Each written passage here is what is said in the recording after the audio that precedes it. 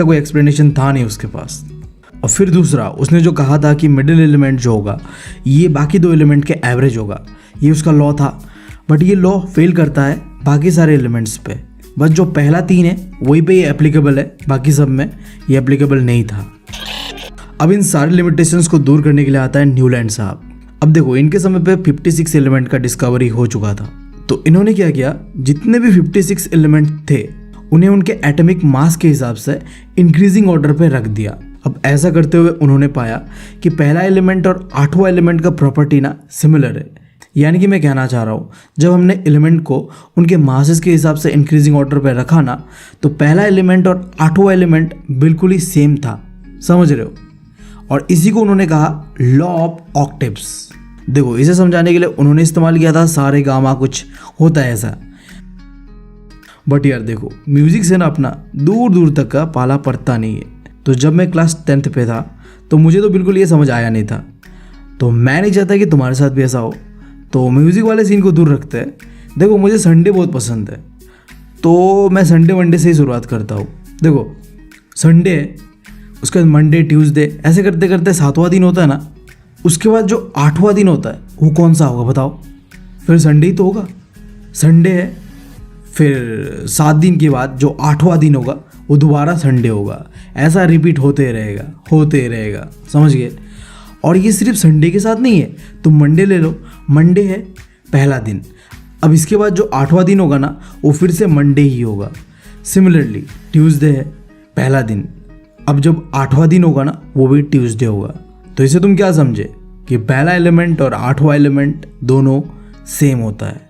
यही चीज़ को तुम न्यूलैंड्स का टेबल पे भी देख सकते हो। ये जो पहला लाइन है, यहाँ में पहला एलिमेंट और 8वां एलिमेंट दोनों सेम होगा, यानी कि ये जितने भी है ना ये सिमिलर है, फिर ये जितने भी है ये भी सिमिलर है, और फिर ये जितने भी है ये भी सिमिलर केमिकल प्रॉपर्टीज रखते हैं, समझ गए।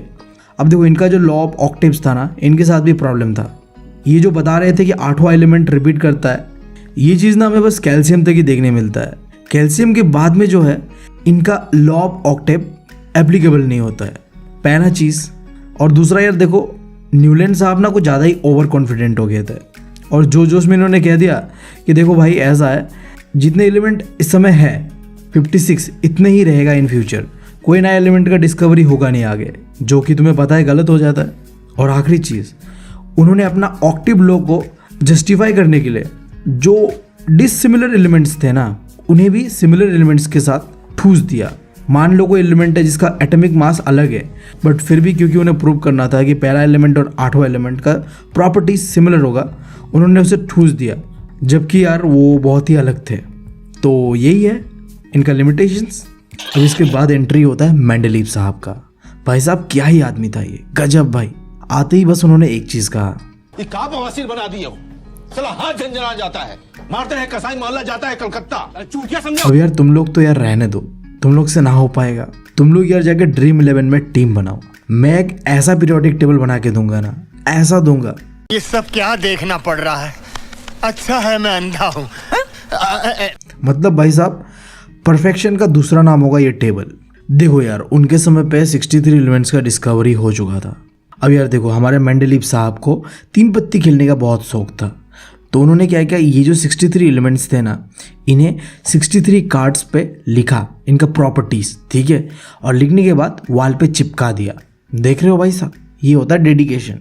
और जब वो वॉल पे चिपका रहे थे एलिमेंट्स को, तो उन्होंने एक चीज़ का ध्यान रखा, एलिमेंट्स को जब मैं चिपकाऊंगा ना तो उन्हें एटॉमिक मास के हिसाब से इंक्रीजिंग ऑर्डर पे चिपकाऊंगा, छोटा वाला पहले, बड़ा वाला बाद में, समझ रहे हो। इसे कहते हैं इंक्रीजिंग ऑर्डर पे चिपकाना। अब यार तुम सोच रहे होगे ये सब चीज़ें करके भाई साहब साबित क्या करना चाहते थे। तो यार देखो, वो जानना चाहते थे कि एलिमेंट का एटॉमिक मास और फिजिकल और केमिकल प्रॉपर्टी के बीच कैसा रिलेशनशिप होता है। अब सुनने में ये एक्सपेरिमेंट काफ़ी पागलपंती से भरा हुआ लग रहा है, बट बी ऑनेस्ट, इससे उन्हें काफ़ी कुछ पता चला। उन्होंने एक पैटर्न को ऑब्जर्व किया। देखो यार, एलिमेंट्स क्या कर रहे थे, एक समय के बाद ना फिर से रिपीट कर रहे थे सिमिलर प्रॉपर्टीज़ को। हमने यार पढ़ा था ना लॉ ऑफ ऑक्टेव्स पे कि पहला एलिमेंट का प्रॉपर्टी जो है रिपीट करेगा फिर 8वां एलिमेंट पे। देखो, यहाँ मेंडलीव्स को बचना था ये कहने से कि पहला एलिमेंट का प्रॉपर्टी ना एग्जैक्टली 8वां एलिमेंट पे रिपीट करेगा, तो देखो उन्होंने बहुत ही स्मार्टली कहा, देखो मुझे पता नहीं कि एग्जैक्टली एलिमेंट्स कितने देर बाद रिपीट करेंगे, बट मैं तुम्हें इतना बता सकता हूँ कि वो रिपीट करेंगे। ये यार 10 के बाद भी कर सकता है, 8 के बाद भी कर सकता है, 9 के बाद भी कर सकता है, आई डोंट नो, बट एक फिक्स इंटरवल के बाद एलिमेंट्स का प्रॉपर्टी रिपीट होता है। और इस चीज़ को अंग्रेजी में बहुत ही डिफिकल्ट तरीके से तुम्हें बताया गया, periodic recurrence of element with similar physical and chemical properties. इसका सिंपल सा मतलब ये है कि एक फिक्स इंटरवल ऑफ टाइम के बाद, आई डोंट नो कितने देर के बाद, बट एक फिक्स इंटरवल, वो कितना भी लंबा हो सकता है, बट चीज़ें रिपीट करेगा।